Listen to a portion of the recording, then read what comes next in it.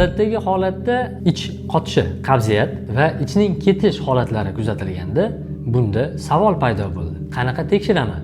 Bunda sizga kolonskopiya yordam beradi. Kolonskopiya tekshiruv usuli yo'g'onchakning barcha qismlarini, shilliq qavatlarida bo'layotgan o'zgarishlarni, eng yuzaki oddiy o'zgarishlardan boshlab eng murakkab va og'ir, qayg'uli bo'lgan o'zgarishlargacha, ya'ni yomon turli holat o'zgarish, raklargacha bo'lgan o'zgarishlarni xuddi inson ko'zi bilan ko'rgandek yaqqol kamera tasviri orqali ko'rish imkoniyatimiz mavjud bo'lgan tekshirish usuli.